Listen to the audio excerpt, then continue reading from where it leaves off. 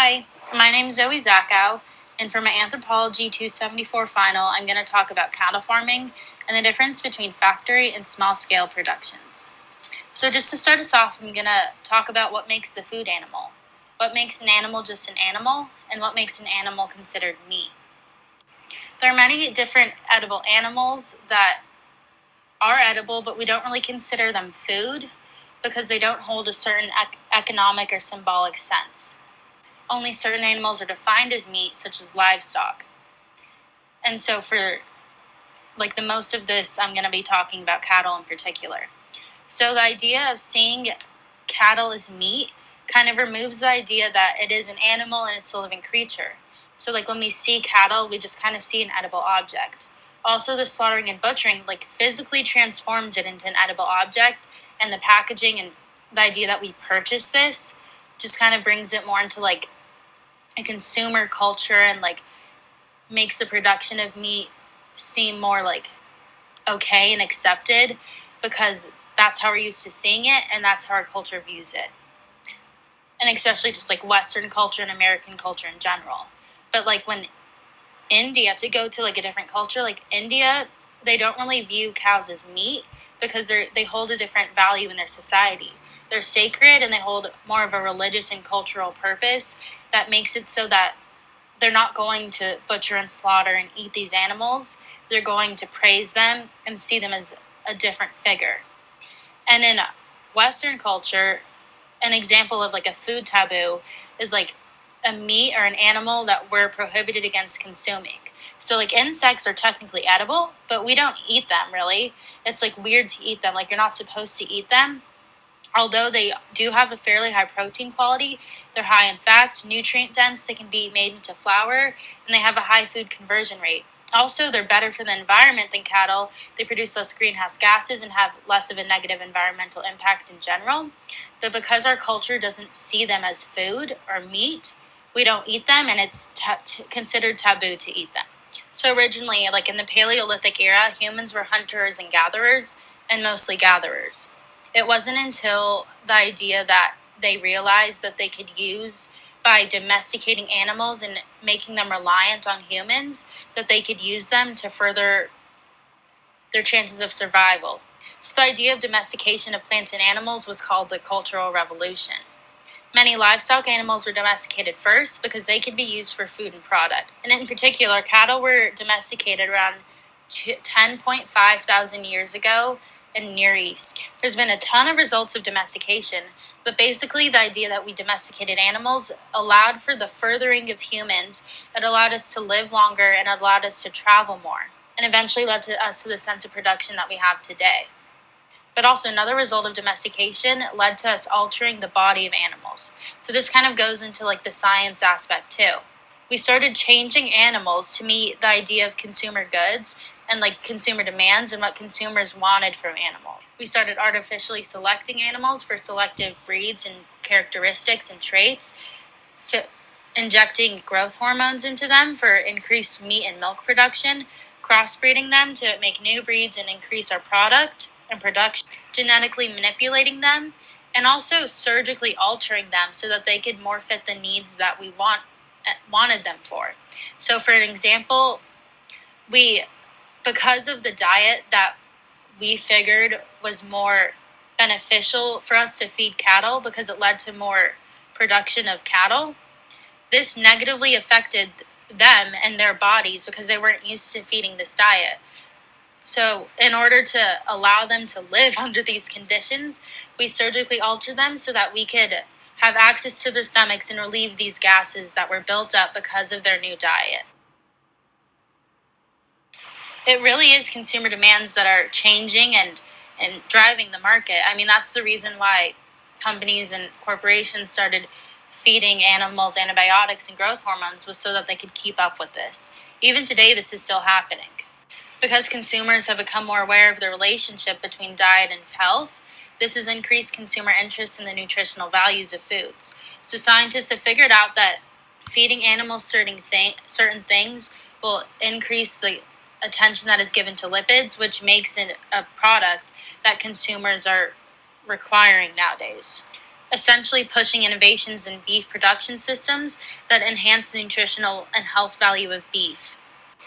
Animals have also been used for scientific research, and especially farm animals were used for their organs to see the spread of disease and how disease affects people. And their organs have been used to replace human organs.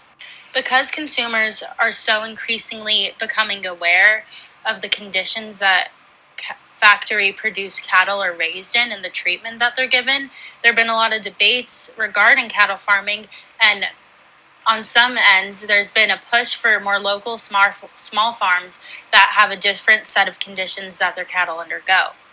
So the USDA is the regulating body that is a federal body that administers policy and publishes regulations for livestock and livestock-related issues.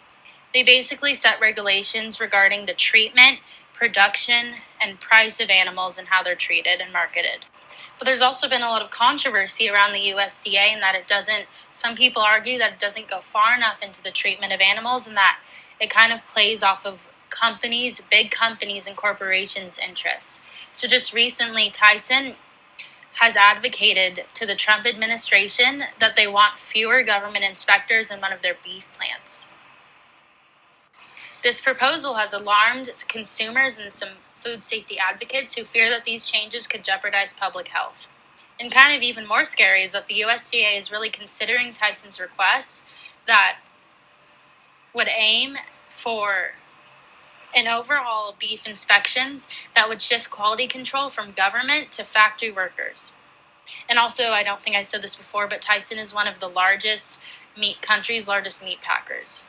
Food Incorporated was a documentary that went behind the scenes and kind of showcased the conditions and brought awareness to people and showed them something that I'm sure a lot of people weren't aware of how huge corporations treated livestock and what went into the huge amount of production that how they are able to create huge amount of production. And also a lot of people, and rightfully so in my opinion, think that this kind of production isn't sustainable and that there should be regulations that help the environment and help the sustainability of this. And kind of the McDonald's pink slime incident was an allegation that McDonald's uses this slime in beef product and says that it's real beef, and just showing the lack of control and the leeway that the USDA and FDA gives to these large corporations and the products that they decide to produce. And that consumers, for the most part, don't really know what's in their food, and it's up to these regulations to make sure that it's safe, and it sometimes isn't really safe or good for us, the animals, or the environment. But ultimately, it's up to the attitudes of consumers and corporations on how these animals are treated. I think it's really popular in our culture because it's been in place for so long to see certain animals just as meat and livestock, so we don't really care how they're treated. And especially it's important for corporations to be able to get as much as they can out of these animals with the least cost to them so that they can profit from it. And I'm sure a lot of corporations really do care how they're treating their cattle, but I think a lot of them are driven for profits. And these conditions aren't really just hurting animals, but they also are hurting the larger body at force, but also the people that are the meat processing workers that are involved in taking care of these animals and are the ones that are slaughtering them. I mean, it does play a physical and psychological effect on them that I think should be noted. So all of this was kind of to say and to lead to this point, why we should care and how the productions actually differ from large-scale productions to small-scale productions. So on the large scale, I mean, it really depends on what local farm what farm or small farm that you're looking at. But for my case, when I'm talking about local farms, I did research on a farm that's close to me in California called Richard's Grass-Fed Beef. So typically in factory farms, cattle are fed a corn diet because it helps build them bulk. But this corn-fed diet makes them more susceptible to bloat and acidosis and causes dietary and social stress on them, which can lead to death. So they're given antibiotics to help keep them alive and growth hormones to help keep them growing at an increasing rate. It used to take 5 to 6 years before cattle were ready to slaughter, but now because of these innovations in the industry, it only takes 14 months before cattle are ready to go to slaughter. Because of all the fertilizers, chemicals, and energy that it costs to grow corn, and this is like the diet that they're given, this has a negative impact for the environment. This, in addition to the close conditions that cattle are kept in, mean that there's less space for them to move and a really condensed area of concentration, like that they don't really have room to go in. So that means basically like all their manure is really killing the soil because of the nitrates that are in it. And they're not used to eating corn, so this causes them to belch more, which means that more carbon dioxide is going into the atmosphere, meaning that it's also creating like higher levels of CO2 in the atmosphere, which not only leads to like climate change and is hurting the cattle, but all of these effects are really hurting the larger environment. So kind of the merge between factory corporations and small local farms is the idea that large-scale factory productions of cattle can still mean that they're grass-fed and have a large range. But actually, because of how the USDA defines grass-fed, it allows for room that, like, in the regulation that it says, like, they have access to pasture during growing season, which means that animals can be confined to pens or feedlot during the rest of the year. So even though this label was created to show if something complies to the standard or not, I think it's really important that consumers know exactly what the standard is and that maybe it's not that realistic for large corporations to be able to follow the standard, just due to the way that they set their system up. So Richard's grass-fed beef is a local farm, or at least to me, it's a smaller farm, a ranch actually, oh my god, that is in California, and I actually find it interesting that they only ship to other places in California, because unlike larger scale factories who ship everywhere, and that also is leaving a larger carbon footprint, Richards only ships to places in California that are close to them, which means that the places that are receiving their product are getting higher quality product that also already inherently has less of an effect on the environment. So not only is Richards certified by the American Grass-Fed Corporation and uses USDA certified beef, they are also a key component of their program is an ecological outcome verification, and they stress transparency and sustainability to their consumers.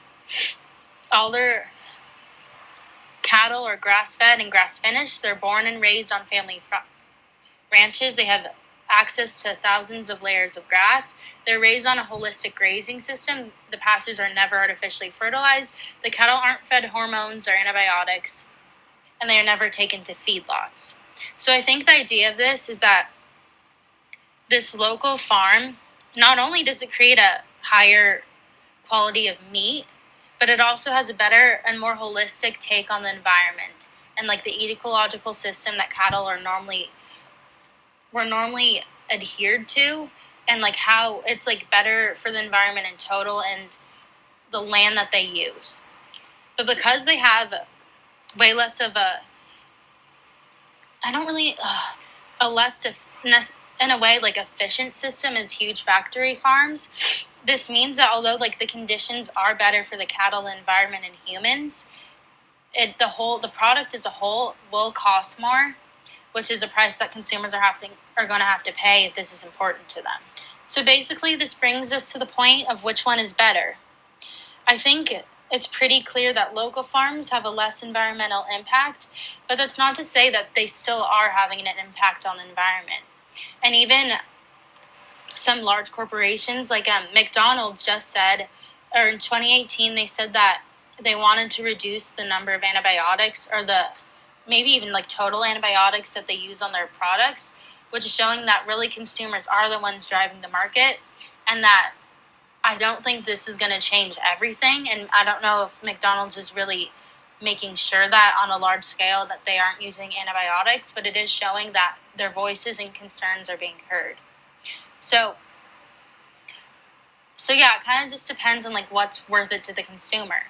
I think a local farm will cost more, and it may be harder to access, and also I'm not sure, it depends like if you can literally afford to buy a higher price of meat and if it's worth it to you, but I think it is better and more sustainable and ecological, because not only are large factory farms in the scale that they're working at right now, that it's not sustainable and it has a larger impact on the world around us. So, what are our choices as consumers? For here, I have Safeway, which is a large corporation that Open Nature is one of their meat um, packagers, and Diablo Foods, which uses Richard's grass-fed beef. So, just like as an example, Safeway's, they're 2 pounds, this is a New York strip steak, and for a pound it's $13.99. And at Diablo Foods, Richard's grass-fed beef is $24.99 for a pound of ribeye and $28.99 for a pound of filet. So although at face value it is more expensive, I think that it's more expensive for a good reason. And it really depends on consumers' attitudes and beliefs, and if it's like, I think it's a good way to it's a good idea to shop locally, because it's not saying, like, I always thought that the only way I could help the environment was by not eating meat altogether, but I think that it's really easy just to like not eat meat as much as I can, but when I do, make sure that I'm smart about it and eating it in a way that's better for the environment. Okay, that's all I got. I really hope that wasn't too long and too boring, but I did learn a lot, and I hope you did too. Bye.